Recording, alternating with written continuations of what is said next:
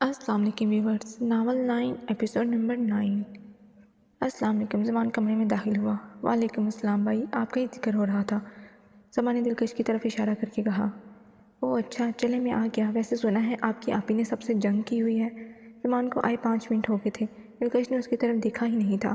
دل تو اس کا کر رہا تھا کہ گلا ہی دبا دے، پر مجبور تھی۔ سما جاؤ کھانا لے کر آؤ، میں اپنی مسز کے ساتھ کھاؤں گا۔ آج پتہ چلا ہے جناب نے کھانا بھی نہیں کھایا۔ زمان اٹھ کر اس کے پاس آ کر بیٹھ کر دلکش نے پھر رخ بدل لیا۔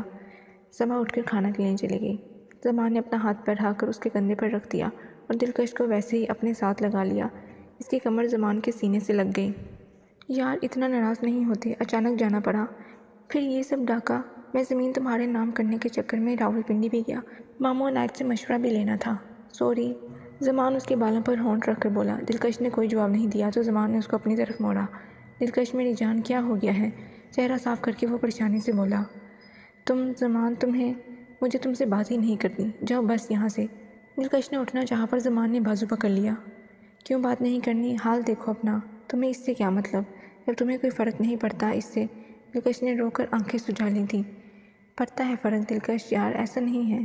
اچھا سوری، دیکھو کان پکڑ رہا ہوں۔ تمہیں میری محبت کی تھوڑی بھی پرواہ نہیں، جہاں خطرہ ہو بھاگ کر وہاں چلے جاتے ہو۔ بلانا تھا تو نہ کرتے محبت، نہ کرتے شادی اور نہ آتے میرے پاس۔ مجھے عادت ڈال کر تم مسلسل رونے اور کھانا نہ کھانے سے اس کو چکر آیا، وہ ایک دم گر گئی۔ وہ کب سے اس کے کمرے کے باہر چکر لگا رہا تھا، جو ہی ڈاکٹر باہر آئے زمان نے بھاگ کر پوچھا۔ ملک طاہر، صبا، روبینہ سب وہاں ہی تھے۔ آپ کی مسز کا بی پی بہت لو ہے، میڈیسن جب وہ کچھ کھائیں گی تب دینی ہے، اور یاد رہے کھانا لازمی ہے۔ انہوں نے کسی بات پر ڈپریشن لیا ہے، نیند بھی پوری نہیں، آرام کروائیں، ڈاکٹر بتا کر چلی گئی۔ زمان پریشان باہر کھڑا رہا۔ چاچو میری وجہ سے سب ہوا ہے، وہ شرمندہ سا تھا۔ نہیں بیٹا، تمہاری وجہ سے نہیں، بچپن سے تو تم ساتھ ہو، دوستی، محبت اور اب شادی، وہ تمہارا کرتی بہت ہے۔ اگر بائی صاحب کا مسئلہ نہ ہوتا ہم نے کب کی رخصتی کروا دینی تھی۔ روبینہ اس کے پاس آ کر بیٹھ گئی۔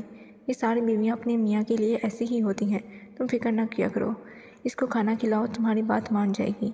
بھابھی کی کال آئی تھی، شہزاد بھائی فارم پر گئے ہیں، سلیمہ اور عائشہ باہر، تو وہ بھی آ رہی ہیں دلکش کو ملنے، اس کو کہنا تیار ہو جائے۔ روبینہ کہہ کر اپنے کمرے میں چلی گئی۔ صبا کھانا دے کر اپنے کمرے میں چلی گئی۔ زمان نے ایک ہاتھ سے دروازہ کھولا، اندر آ کر اس نے کھانا میز پر رکھ دیا۔ دلکش کی طرف دیکھا تو اس نے پھر کروٹ بدل لی۔ اب کتنی سزا دو گی؟ مان جاؤ یار، چلو کھانا کھاؤ، پہلے ہی بیمار ہو گئی ہو۔ دلکش تم سے بات کر رہا ہوں۔ زمان کو اب اس پر بے تحاشا پیار آیا، اس نے بڑھ کر کمرے کو لاک کر دیا، اپنی چادر اتار کر بیڈ پر پھینک دی اور جوتا اتار کر بیڈ پر اس کے پاس آ کر کمبل اٹھا کر لیٹ گیا۔ دلکش تم جان ہو میری، غلطی ہو گئی نا، آئندہ میں کبھی نہیں کروں گا اتنی لاپرواہی، اب مان جاؤ پلیز، آؤ کھانا کھلاتا ہوں۔ پھر امی آ رہی ہیں اپنی بہو سے ملنے، ایسے ملو گی؟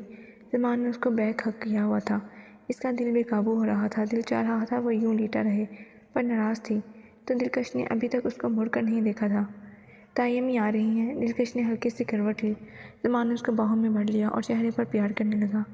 ہاں پر تم نے دیکھو رو رو کر کیا بنایا ہوا ہے دلکش، یوں مت کرو نا، مجھے کام تھا نا۔ دلکش اس کی فکر مندی دیکھ رہی تھی، وہ جب قریب ہوتا وہ ناراضگی بھول جاتی تھی۔ اپنے چہرے پر پیار کرتے زمان کو دیکھ کر وہ اس کے سینے سے لگ گئی۔ تم کیوں بھول جاتے ہو؟ اب تم شادی شدہ ہو اور تمہاری بیوی تمہیں بانٹ نہیں سکتی۔ زمان پھر نہ کرنا جو آج کیا، ورنہ میرا ویسے ہی سانس بند ہو جانا ہے۔ آئندہ مت کہنا ورنہ ڈانٹ کھاؤ گی، پر ابھی کھانا کھاؤ۔ زمان نے اٹھ کر اس کا ہاتھ پکڑا اور اس کو صوفے پر لے گیا۔ کھا لو گی بیمار آتما، یا میں مدد کروں؟ زمان نے اس کا موڈ ٹھیک کرتے کہا۔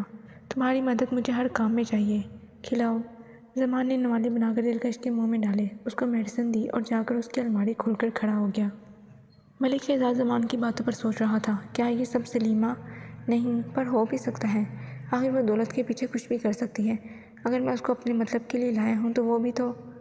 پر وہ لڑکا کون تھا؟ دیکھا سا لگا مجھے، میں اس پر سلیمہ سے بات کروں؟ ملک شہزاد اپنی ہی سوچ میں گم تھا۔ اس نے یوں مجھے گلے سے پکڑا اور اپنی بیوی کا بتایا۔ اس کی بیوی کوئی اور نہیں بلکہ دلکش ہے، اس نے دلکش سے شادی کی ہے، کل وہ اس کے بچوں کی ماں ہوگی، ساری دولت ان کی۔ عائشہ نے دکھ اور غصے سے سب کچھ سلیمہ کو بتایا۔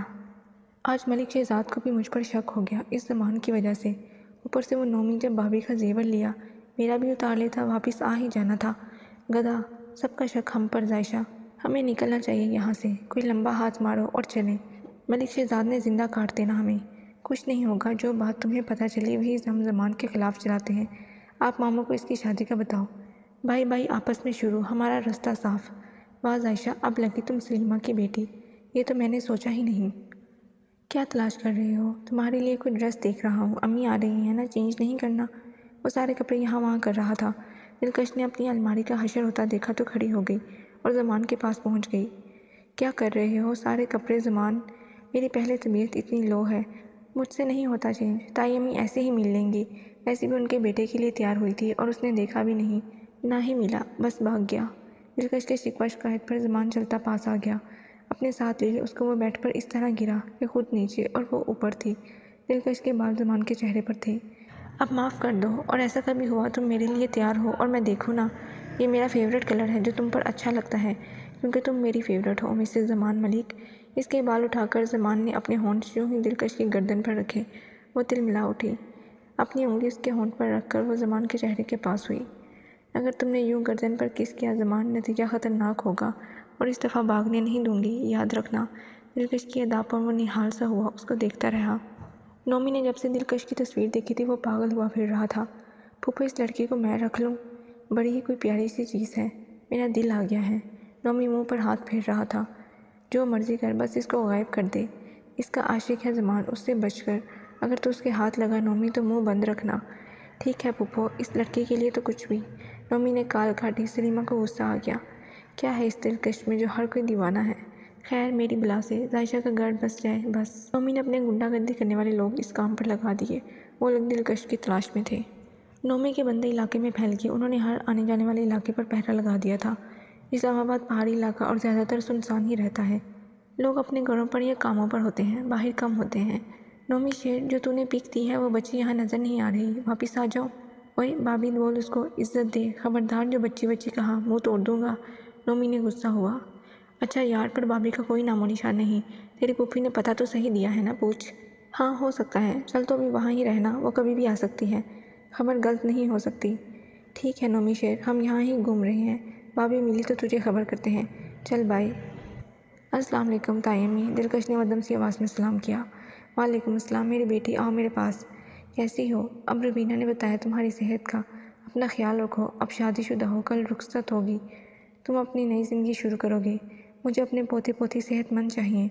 इस बात पर दिलकश शर्म से लाल हो गई थी। वो सबके साथ बैठे थे। ज़मान के मुंह से पानी का फव्वारा निकला। वो दोनों एक दूसरे को देखते रह गए। रुबीना समेत सब हंसने लगे। लो भाई रुबीना, मैंने कुछ गलत कहा?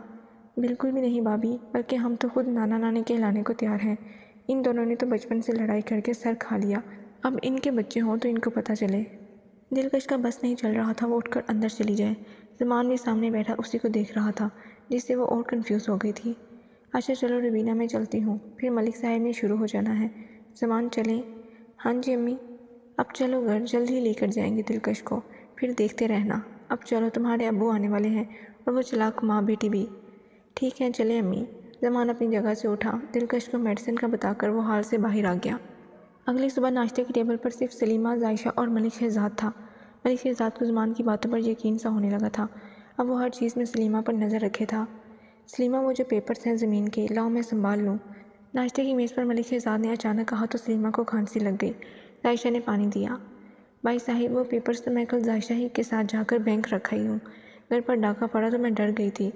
अच्छा, पर ऊपर तो वो लोग गए ही नहीं, फिर तुम क्यों डर गई? मलिक शहजाद ने अखबार से उसका उड़ा रंग देखा तो दाल काली लगी। भाई साहिब, आज नहीं गए, फिर तो जा सकते हैं ना? तुम्हारा मतलब हमारे घर पर डाका फिर पड़ेगा? मलिक शहजाद ने अखबार मेज़ पर रखी और उसको बगौर देखा। नहीं भाई साहिब, मेरा मतलब ये नहीं था। खैर, आप नाश्ता करो। क्या सुबह सुबह पुरानी बातें? इसलिए मैंने हंसकर बात टाल दी और अंडा उठाकर मुंह में डाल लिया। मलिक शहजाद उसकी घबराहट देख रहा था, पर बोला कुछ नहीं।